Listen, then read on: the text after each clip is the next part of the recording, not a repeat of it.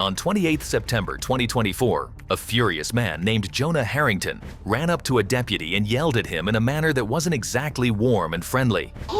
Let's cool it. Let's cool it. Hey, you're not fucking grab me. With me. Stop. I didn't. In the afternoon of that day, a 911 call came in from the manager of a store, and little did anyone know that this would be the beginning of the chain of events that started this slightly chaotic incident. Dispatch, how can I help you? How you doing? I'm calling from Lowe's in Palm Coast, 315 Cypress Drive. Okay, what's going on at Lowe's? I have a bunch of kids riding around their bikes in the parking lot, being reckless, almost getting hit by cars. How many kids? There's about 5 or 6 of them. Okay, males or females? All males. Riding bikes reckless? Yep. They're over by the Pro canopy right now, or the lumber canopy, and they're popping wheelies throughout our driveway and just almost got hit by a car. Okay. The manager reported a group of unruly kids driving their bikes recklessly in the middle of the road, and he made his point crystal clear. But what was also crystal clear was the fact he said next. We do want them all trespassed from the property. Okay. They were in the store earlier today, running around, and they've been here before. It's been multiple situations. Okay, no worries. We're gonna have them get on the way. They just gotta clear from an emergency call and get over there, okay? I appreciate it, thank you. All right. As it turned out, this wasn't the only 911 call that came in reporting a disturbance because of those kids. As it turned out, they trespassed many times by riding their bikes through the Walmart. They also yelled at the customers, insulted them, and set off their car alarms. Surely that disturbed the peace, the people, and the manager. It really got on their nerves. The multiple 911 calls that came in perfectly illustrated that. To deal with the situation, the deputies rode to the scene, the first of whom was Deputy Mistretta. The kids were as unruly as hell, and the deputy found them riding on the road. They had not a care or worry in the world. The deputy confronted them, and so that was how it all started. Hey, sir. How old are you guys? 14. 14. Everyone's 14? Yeah. Nice. We weren't even doing anything. We were just up down the sidewalk. There was no cars or anything. All right. Well, you're just crossing the street. That's not a crosswalk. All you guys look under 16, so that's why I'm stopping out with you. I just got here. One of them said somebody called the cops, and I was like, bro, I just had to. He called you guys? We'll figure it out. The first thing the deputy asked about was their ages. All of them were minors. They knew that someone called the police on them when they first saw the deputy. And if you're an officer, you always need to hear the other side of the story. And so that's what the deputy did, and so that's what the kids had to say. We were sitting under there for a little bit, riding around. Not causing any harm at all. We weren't screaming. Sitting under the covering. We weren't screaming. We weren't swerving cars. We weren't in the way. We were being respectful to everybody. Everybody that tried to go, we let them go, and then we came back up. And then we came back over here because me and him were heading home. We live on that list. What's worse, these kids denied having anything to do with the disturbance. They tried to make it seem like they were minding their own business. They didn't get the part where this was their problem, but the fact the deputy laid out next didn't corroborate what they were saying. Okay, so I got multiple calls about you guys. From who? That's none of your business. Multiple. About us? About me too? Correct. So I'm going to give you guys, listen, I'm going to be honest here. Just be honest, exactly what you did. Honesty is the best policy. If you're not honest with me, that's when things get worse. Okay? So be honest, what were you guys doing? Bro, we just told you. Still, the kids were confident they hadn't done anything wrong. And what they were also confident about would surely raise a few eyebrows, turn a few heads, and prompt them to ask this single-word question. We didn't do anything wrong. Do you know the laws? They can take my bike. Oh, no. Do you know the laws? Yeah. You know them? What's the statute? So you know what I can and can't do? That's very interesting. The kids were clueless about what the deputy can and can't do. Actually, if they take it too far, the deputy could temporarily confiscate their bikes, especially in this case, if they are a danger to themselves by riding recklessly in the middle of the road. Eventually, the kids kept on rambling and making bad points that wouldn't take this situation anywhere. The officer silenced them all with this one argument. I mean, I didn't know I couldn't cross the street because I looked both ways and it wasn't a crosswalk. Pretty sure jaywalking is illegal. What? Pretty sure jaywalking isn't illegal. Jaywalking illegal in Florida? Okay. Listen, are you guys, I'm going to be frank with you guys. Are you guys dumb or what? I'm not. Okay, so crossing the street with a bicycle, is that walking? No. Oh, Jay. Oh, wow, look at that. So let's stop with all that crap, all right? Keep in mind, other than trespassing on that store, the kids were riding their bikes recklessly in the roads. They were also doing so without wearing helmets. That violates the bicycle helmet law in Florida, which the kids clearly didn't know they were violating. The kids also operated a bicycle recklessly. Clearly, the teenagers didn't know that this was wrong. They even didn't see why someone would call the police on them. I have a serious question. So, like, when they called in, like, what did they say? Like, did they say, like, da-da-da-da-da, like, what happened? Did they say da-da-da-da? No, they didn't say da-da-da-da. I'll be honest with you. They didn't say da-da-da-da-da-da. They said that there's kids in the parking lot. juveniles Come help us. messing with Oh, it. my God. What did they say? Juveniles are in the parking lot. Listen, Delinquents are in the parking it's lot. very simple. It's very simple to not get in trouble. It's very simple not to get into trouble. Indeed, it was very simple not to trespass into that store, disturb the customers therein, and ride a bicycle recklessly on the road. The deputy made a great point here. He recommended a place to the kids where they can ride their bikes all day long. There's all sorts of stuff that you guys can do that is, one, significantly safer, all right, and two, is made for exactly what you guys are doing. This is literally a retirement town. There's nothing to do here. Okay, then you're going to see us a lot more and you're going to get a lot more tickets, all right?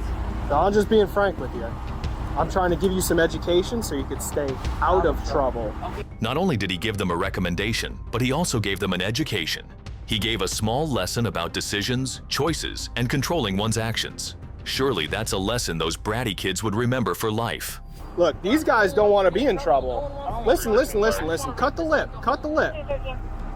Obviously, these guys don't want to be in trouble. They don't want to get in trouble by their parents. They don't want to be grounded, XYZ. Listen, if that's what you want to do and you want to keep running the muck out here, we're going to be called and we're going to take care of it, all right?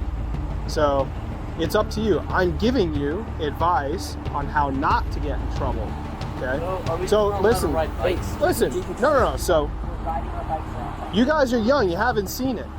See, you saw right there, this cop car right here with lights, cops, and that guy still did that, right?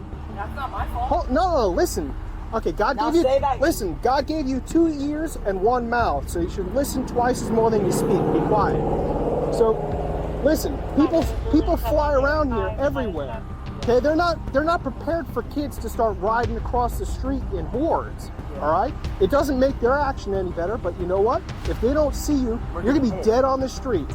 Okay? It's no joke. So you may think it's funny, you may think it's harmless, this and that, but there's only one person's action in this world that you can control. It's your own. You can't control the other kids. You can only control yours. You can't control a motorist.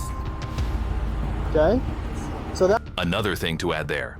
If those kids ride recklessly on the road and someone accidentally runs them over, that certain someone will get into deep trouble, as the driver might catch a manslaughter or a vehicular homicide charge. A significant thing to also consider is the emotional toll on the parents of that reckless kid, and also on the family of the offender. Of course, the deputy did a great job at getting this message across, because after all, it was his duty to make them aware of the word consequences.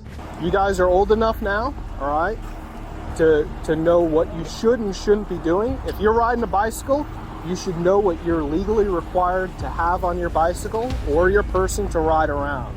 All right, you're coming to the age where consequences are going to become something that you can't overlook. All right, for little kids, it's okay. Little kids, they don't understand consequences. They don't know what they're required to do. Listen, you guys are all old enough. You could read, you could use your Google, you could make decisions and all that stuff. You guys are going to be working soon. You'll be going to college soon. You may think it's a long way away, but trust me, you guys are right there. You'll be driving cars. You'll be voting, you'll be doing all that stuff relatively soon. So you guys got to start making good decisions for yourselves. After addressing the matter from the moral side, the deputy started talking about what he was going to do from a legal standpoint. Listen, I'm going to be looking up all the information and making my decision from there. You all might get tickets, you all might not. It depends. How long is this going to take? As long as it takes. Just looking up the information. Listen, I'm pretty chill, but at the end of the day, if something needs to be done, I'm gonna do it, all right? I bring the least amount of people to jail, I write the least amount of tickets.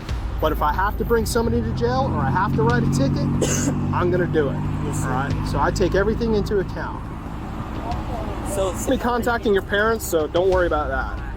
So anytime law enforcement comes in contact with juveniles, we'll be contacting the parents. Since those were minors, the deputy had his colleague gather information about their parents. The deputies then made a few background checks on those kids to see if they were warned before or if they had a record.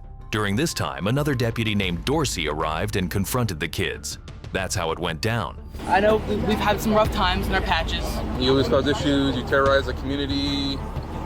I'm fighting in court right now for the murder thing. I'm going to win. That's one. You want? What about every time we get called about you guys over here? Always at Lowe's, always over here. Come here. Wait. Where do you? Actually, you know what? Next time I see you, I'm gonna be like, look, I won the court. I'm gonna take a picture of me winning court. I'm gonna show you. If you go to pass court, I really don't care about that case. To be honest with you, that ain't my case.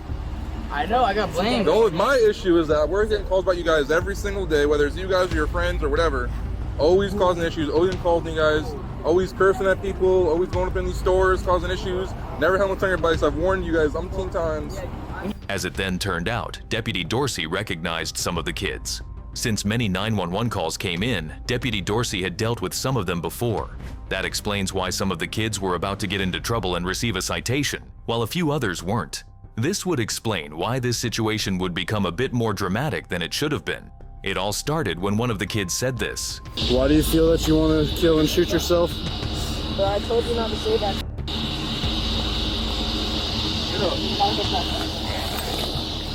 Don't do this. What the What the? Don't stand up. Yo! Whoa! Wow, bro. You're being secured under a Baker Act. Bro, I told you not to say. This kid got handcuffed because he said a suicidal statement, saying that he felt like killing and shooting himself. This statement proved to the deputies that this kid was a danger to himself. He might shoot himself if the deputies let him go. Who knows? For this reason, the deputies placed him in handcuffs under the Baker Act and asked him about the reason as to why he felt this way. What's going on? What's wrong with you, man? Seriously? Bro, Yo, the reason you're getting a citation, but the reason why is because you know why, right? We keep getting calls about you guys, and we gotta hold you guys accountable somewhere. I know, but so saying you want to, regardless, we gotta get you some help. But saying you want to hurt yourself, damn, bro. What is going on that caused you to say that? Bro, it's not chance or nothing, bro. All y'all just say it's just y'all, bro. What's that? Just y'all, bro. Us? We got called here. All right, take a deep breath. You're not going to jail.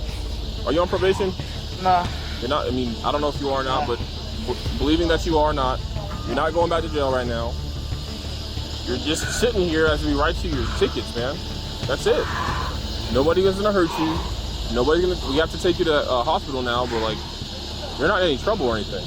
For those of you who don't know, the Baker Act is also known as the Florida Mental Health Act. According to this law, individuals with extreme mental health problems must receive the help and treatment they need, even if it's against their will. It also must be implemented when an individual, like the boy in this case, is believed to be a danger to themselves, which is a pretty good reason to have him undergo treatment. So we're gonna have to call your parents and let them know that you're gonna be Baker Acted, okay? What does that mean? You ever been Baker Acted before? No. All right, so what that means is we're gonna take you down to a hospital. You gotta talk to a medical professional. I don't need a hospital. Honestly, this situation wasn't worth that much drama. The kid didn't need to go to this length and say he wanted to shoot himself. Deputy Dorsey would ask the other kids about what led up to the suicidal statement, and this was what they had to say. What happened for the past 2 minutes that he got upset like that? Was his parents or something? It's because they didn't get anything. Yeah, they're not. Like, what about them? Like, why don't they get it? They were with us. Well, I've stopped before. You lied to me. I've stopped him several times. We've stopped him several times. You got me over there. I don't know about you, but they've never been warned before. I never lied to you. You got me over there. And you lied to me of being with them that day because I confirmed it after the fact. Right. Yeah, exactly. Yeah. I let you go, right? Yeah. I warned you. Then I found out later that you were with the group. I wasn't. Not at Lowe's. Either way, that's a different day, but that's... And since those kids were minors, their parents were called to the scene to pick them up and make sure this won't happen again. Of course, the suicidal kids' parents were also called and informed about the whole story. Deputy Finn called his mother, but pay close attention to what you're about to hear on the phone.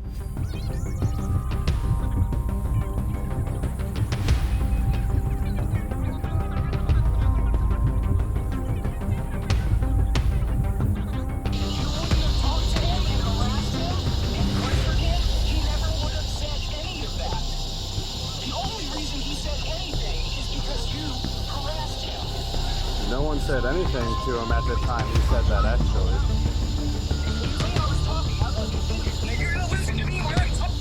That voice in the background was Jonah Harrington's. He's the father of that kid. To be fair, this kid didn't seem like he had mental issues. However, the law is the law, and it's never about how the kid seems. He actually said he wanted to kill himself, and to the deputies that called for intervention. And as soon as Jonah arrived at the scene, the situation took a drastic turn and escalated to another level. I got it. Just watch it back. He's running up. Watch that. Let's cool it. Let's cool it. Back. Hey, not fucking grab me. With me. Stop. I didn't. Jonah approached the deputy, and he was yelling. He also grabbed the officer's hand. That was aggressive, and surely it called for another drastic intervention from the deputies. And as they did that, Jonah became more aggressive, escalating this a bit further. With me. Stop. I didn't do nothing. I didn't do nothing. I didn't do nothing. I didn't do nothing. Here. I'm being.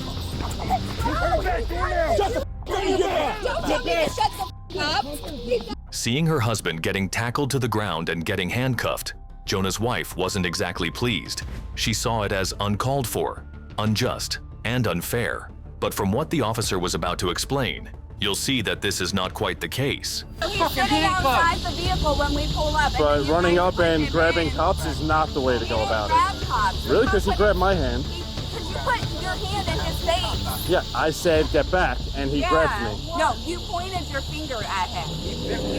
You act like that's not aggressive. Running up on law enforcement is aggressive. Our child was outside the vehicle before we came up, and when we come up, you put him in the vehicle. If that doesn't look sketchy as hell. And he's a minor, so Right. you guys should have talked to the parents first before you put him in the car park. That's how you. We did, on the phone, and they were yelling at us, and we had some other issues.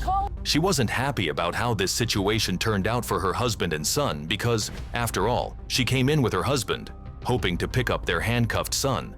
But the next thing she knew, her husband was put in handcuffs as well. She wasn't convinced about the Baker Act, and that was where Harrison kicked in to explain. So Malachi said he's gonna shoot himself and he wants to kill himself.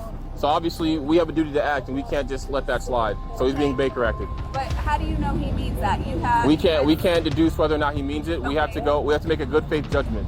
Okay, so you release him back to his No, parent. he's going to be Baker acted. Where it's safe. It's safe at the hospital. It is not. I cannot in good conscience release him to you and then risk him hurting himself later. I can't do it. I can't put my job on the line. So he's gonna. So I can follow him to the hospital. And Jonah. He didn't seem to understand what he was getting arrested for, nor did he understand that running up to an officer and grabbing him in the scene is an aggressive act. That's his reaction when the deputies told him. Okay, thank you guys. What do you know? Why not? Give him yours. How can I take my 14-year-old minor home? What's the problem? I'm not hanging out.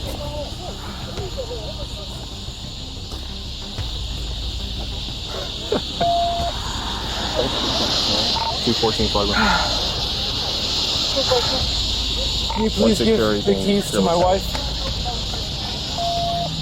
That's why it's highly advised not to think or act on an empty stomach, because Jonah Harrington was later charged with 3 counts of battery on law enforcement officers. During the scuffle, Jonah grabbed the hand of the other deputy and pushed a third to not get arrested. And that constitutes a resisting arrest with violence charge. Fortunately, Jonah was released the very next day, right after paying a bond of $30,000. But is it too much of a price to pay? Well, as shown in the records, for each of the 3 battery counts plus the resisting arrest with violence charge, Jonah had to pay $7,500 multiplied by 4 to walk out of jail. Deputy Dorsey would write a report about how this incident exactly went down, describing the scuffle in great detail. Because of it, Dorsey stated that he sustained a minor cut and bruising on his left foot, along with minor pain and bruising on his left arm. Thankfully, he didn't need any medical attention. Considering these injuries, indeed, Jonah was aggressive, albeit inadvertently, because clearly Jonah seemed provoked when he came to the scene after hearing about his son getting Baker acted. He also grabbed and pushed those 3 officers in the heat of the moment, or more accurately, of the scuffle. Online, Jonah came in for plenty of harsh treatment. The sheriff would comment on this issue. He said the apple does not fall far from the tree. While the other parents were asked to pick up their troublemaking kids, this parent, meaning Jonah, made more trouble by the way he acted. As for the other parents, they also didn't like this situation. They all seemed to say that these were just kids, and what they were doing was harmless. They all seem to ask this one question: why is this such a scene? Why is this such a scene? Well, a lot of them have escalated this by themselves. I originally stopped them. They didn't have any helmets on. They're under 16. They're supposed to have helmets on. Okay. All right. And then from there, they've all escalated it from there. We received calls about disturbances involving them for like the last 2 hours. Ever since I came on shift, we've been having juvenile incidents. Okay. We keep having to come out here and deal with them, causing disturbance to the peace, and violating laws and all the written rules. Walmart, Zaxby's, Lowe's. Like I said, I've had better things. We have shootings going on, we have fights going on, suicides, and here we are dealing with this, and parents trying to fight us for Baker acting their child that said they wanted to kill themselves. So now we can't do our job. So here we are doing this, whatever. The other parents weren't as aggressive as Jonah. However, some of them didn't seem to see that what their kids were doing was wrong, which obviously was the elephant in the room. To them, they were just kids, minding their own business, riding their bicycles and not hurting anybody else. I'm sorry. My son, right, got a helmet ticket for a bike that wasn't his. Doesn't matter. It does matter. No, it wasn't his electric bike. He doesn't own one. So if you're driving a car and you hit somebody and run away because it's not your car, does it matter? No. That has nothing to do. He committed a traffic He's on a bike. He's on a bicycle. And Right, a bicycle. Can I explain the Florida law? Per Florida law, he needs to have a helmet if he's under the age of 15, which he is. So he's in violation of Florida law, whether the bicycle is his, yours, or mine. It does not matter. Right out here with, correct. With bikes, and generally, and you guys pull them over. And generally, everybody over. I do not care if you ride the bike without a helmet. I don't care. Okay. However, the issue lies when we get called here 4 or 5 times throughout the day. We have shootings going on, we have fights going on, we have suicides, and I'm stuck here with unruly kids that want to cause disturbances, block traffic, and disrupt the peace. You think I? As for the kids, they received a ticket and a citation for what they did. If they do ride their bikes recklessly again without a helmet, then strict steps will be taken. Their parents might be held accountable and pay an increased fine. Sometimes the bikes might get confiscated. That all depends on the severity of the situation. And while some kids got tickets in this case, some got lucky. All this stuff going on, you kind of got lucky. You're not gonna get a ticket today. Like I said, your dad, I stopped him once before. Okay, I've already warned him once. He was a helmet on his bicycle. On top of that, he lied to me that day about who he was with and what he was doing, which I found out later. I was gonna give him a ticket today because this is the second, third time I've dealt with him, but I'm gonna give him another warning today. He's been stopped by us more than once. So he's for jumping off a bridge. I've stopped him. It's the bike issue because thing is that we always get called about the kids on bikes almost daily at this point. They're going in stores, they're causing issues, they're going in front of traffic, they're flipping cars off, stuff like that. It may seem like petty stuff, but even though this kid had been warned prior to this incident, he did not receive a ticket or a citation. He just received another friendly warning and got sent off. And I mean, there's some bad eggs in the group and they obviously know it. I could tell automatically when I'm talking to some of these kids, which ones are the good eggs and which ones are not. And it's like, if you start hanging around the wrong ones, you're gonna start ending up just like the rest of them. We've had discussions about this. He's a football player, so he's got other things to look forward to, I told him. But their coaches have pulled up and asked what's going on. I mean, even at the minimum, that's embarrassing in and of itself. I mean, not even the consequences or anything like that. So, I mean, this, honestly, it became your lucky situation where you get to go away scot-free. Some of the other kids don't, but, you know, take this as a learning lesson to make better decisions. One thing that's worth noting here is that this parent stood out most from the others. He was exceptionally calm and composed and handled the situation like a responsible father. The conversation then ended with a smile and a handshake.